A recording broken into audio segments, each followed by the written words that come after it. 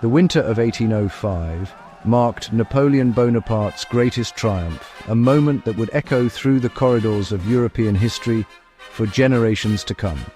On the frozen fields of Austerlitz, under a pale December sun, Napoleon orchestrated a victory that stunned the world. With masterful strategy, he lured the combined Russian and Austrian armies into a carefully laid trap, then struck with precision and overwhelming force. The battle was not just a display of military genius, but a testament to his ability to outthink and outmaneuver his enemies, even when outnumbered. The victory at Austerlitz crowned Napoleon as the undisputed master of Europe. Borders were redrawn at his command, and ancient monarchies were humbled before his ambition. The map of the continent shifted, reflecting the new reality of French dominance. Napoleon saw himself as a modernizer, a torchbearer of the French Revolution's ideals: liberty, equality, and fraternity, spreading them across Europe, often by force. He believed he was building a new order, one that would sweep away the old and usher in progress. Yet, in his confidence and relentless pursuit of glory, he overlooked the lives and hopes of the people whose lands he conquered. For many, the arrival of French troops meant upheaval, uncertainty, and the loss of cherished ways of life. Among the territories he handed to his allies was Tyrol, a rugged and mountainous region whose people remained fiercely loyal to Austria and their traditions. To Napoleon, Tyrol was merely a strategic asset on the chessboard of Europe, but to the Tyroleans, it was their homeland, a place of deep roots, faith, and identity. As Napoleon celebrated his victories in the grand halls of Vienna, he failed to notice the growing unrest in Tyrol. The people there, bound by their faith and centuries-old customs, were not so easily subdued. In the shadow of the Alps, the seeds of rebellion were quietly sown. Soon the Tyroleans would rise, challenging even the might of Napoleon's empire and reminding the world that no conqueror is invincible. The Treaty of Pressburg, signed in December 1805, marked a turning point for the people of Tyrol. In the aftermath of Napoleon's crushing victory at Austerlitz, Austria was forced to make painful concessions. Among the most devastating was the loss of Tyrol, which was torn from centuries of Habsburg rule and handed over to the Kingdom of Bavaria, a new ally of Napoleon. For the Tyroleans, this was more than a political shift. It was a deep betrayal. They had long enjoyed a unique autonomy, cherished their ancient rights, and shared a close, almost familial bond with the Habsburg dynasty. The Bavarian authorities, eager to prove their loyalty to Napoleon, wasted no time in imposing harsh new taxes, seizing church lands, and closing down monasteries that had been at the heart of Tyrolean communities for generations. Worse still, they tried to force Tyrolean men into the Bavarian army, demanding that they fight for a foreign ruler in distant wars. These sweeping changes struck at the very heart of Tyrolean identity: faith, tradition, and freedom. Ancient customs were suddenly banned, religious festivals suppressed, and the familiar rhythms of village life disrupted. Local laws and time-honored rights were swept away, replaced by a foreign bureaucracy that seemed indifferent to Tyrolean ways.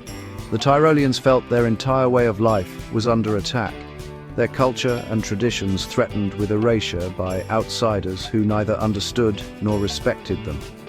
Resentment simmered in every village, growing stronger with each new decree. The people began to gather in secret, looking to their own leaders for hope and guidance. The question was no longer if they would resist, but when.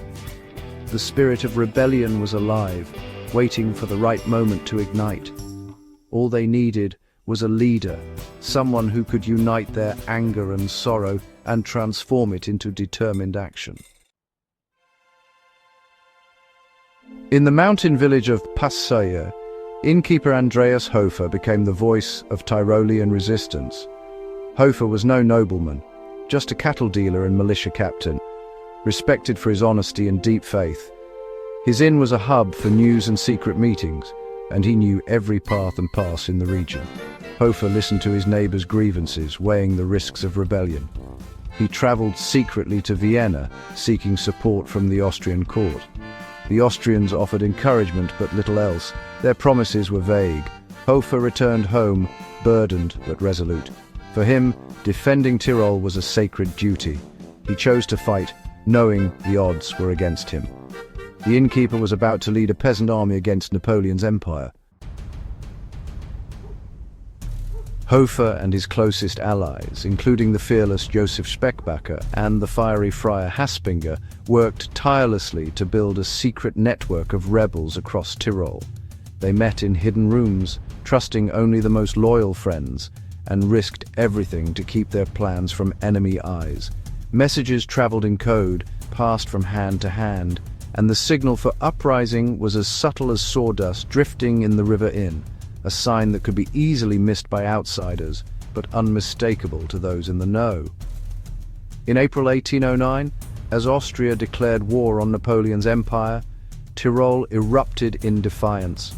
The region, long simmering with resentment, now burst into open revolt.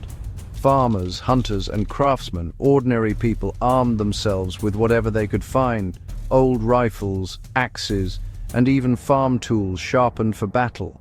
Church bells rang out from village steeples and bonfires blazed on mountain hills, sending a call to arms that echoed through every valley and farmstead. The mountains themselves seemed to come alive with the spirit of resistance as men and women prepared to defend their homeland. The Bavarian garrisons, caught completely off guard by the sudden uprising, fell quickly to the Tyroleans' clever guerrilla tactics and intimate knowledge of the rugged terrain. Tyrolean fighters struck from ambush, melting away into the forests and mountains before the enemy could retaliate, leaving confusion and fear in their wake. Austrian support was minimal and distant. The Tyroleans, isolated and outnumbered, fought on with determination, relying on their own courage and unity. Yet, against all odds, they captured key towns like Sterzing and boldly marched on Innsbruck, the heart of Tyrol. The rebellion had grown into a full-scale war for liberation, uniting people from every walk of life in a desperate struggle for freedom. Hofer, the humble innkeeper, now led a people's army fueled by hope, fury, and an unbreakable will to reclaim their land. The key to Tyrol was Innsbruck, and the key to Innsbruck was Bergisel Hill. On May 25, 1809, Hofer's peasant army faced Bavarian regulars there. The Tyroleans, outnumbered and undisciplined, used the woods for cover and picked off enemy soldiers with deadly aim. The Bavarians, trained for open-field battles, faltered under the relentless fire. Hofer's presence inspired his men. They held their ground with fierce determination. By day's end, the Bavarians retreated, stunned by the unexpected defeat. The Tyroleans had won their first major victory, proving they could stand against professional armies. Days later, they drove the Bavarians from Innsbruck entirely. Hofer entered the capital as a liberator, his legend growing with every step. For a moment, Tyrol was free. The Tyroleans' greatest ally was the land itself.